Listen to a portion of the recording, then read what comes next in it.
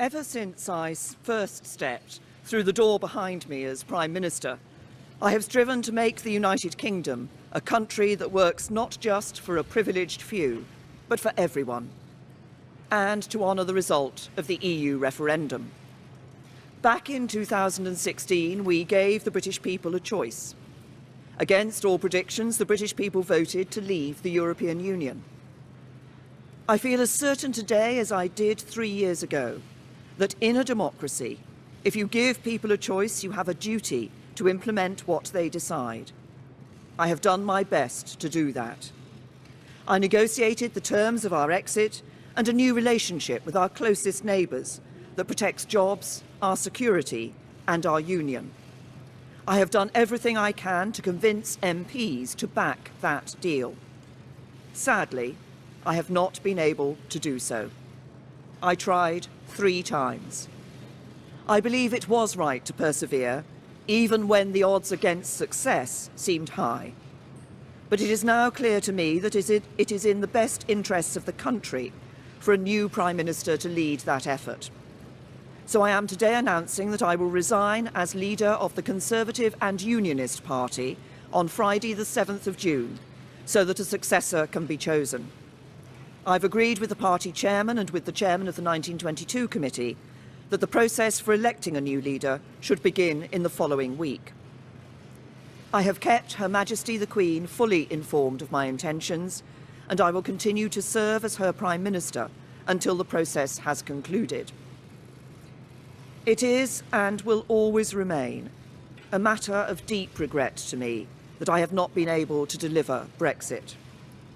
It will be for my successor to seek a way forward that honours the result of the referendum.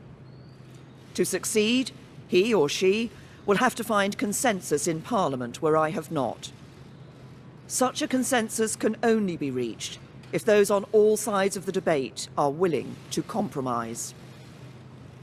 For many years, the great humanitarian Sir Nicholas Winton, who saved the lives of hundreds of children by arranging their evacuation from Nazi-occupied Czechoslovakia through the Kinder transport, was my constituent in Maidenhead. At another time of political controversy, a few years before his death, he took me to one side at a local event and gave me a piece of advice. He said, "Never forget that compromise is not a dirty word. Life depends on compromise." He was right.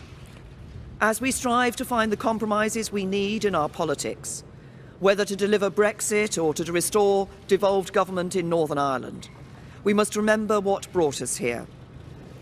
Because the referendum was not just a call to leave the EU, but for profound change in our country. A call to make the United Kingdom a country that truly works for everyone. I'm proud of the progress we have made over the last 3 years. We have completed the work that David Cameron and George Osborne started. The deficit is almost eliminated. Our national debt is falling and we are bringing an end to austerity.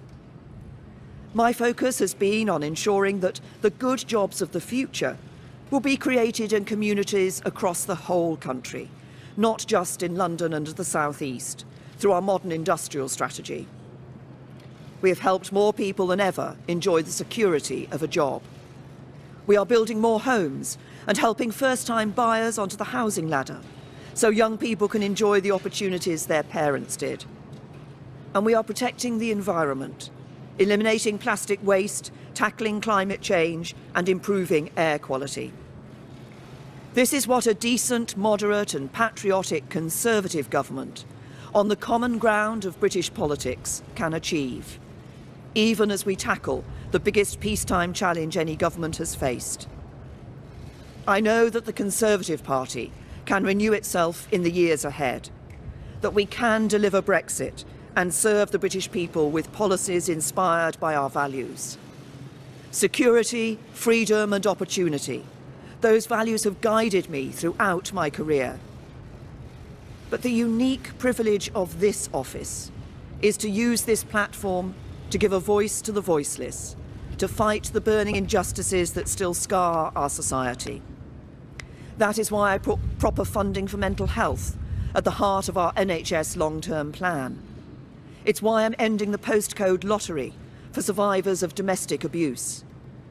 It is why the race disparity audit and gender pay reporting are shining a light on inequality, so it has nowhere to hide. And it is why I set up the independent public inquiry into the tragedy at Grenfell Tower, to search for the truth, so nothing like it can ever happen again, and so the people who lost their lives that night are never forgotten. Because this country is a union, not just a family of 4 nations, but a union of people, all of us.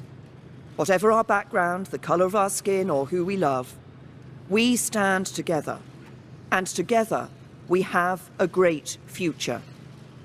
Our politics may be under strain, but there is so much that is good about this country, so much to be proud of, so much to be optimistic about. I will shortly leave the job that it has been the honour of my life to hold. The second female Prime Minister, but certainly not the last. I do so with no ill will, but with enormous and enduring gratitude to have had the opportunity to serve the country I love.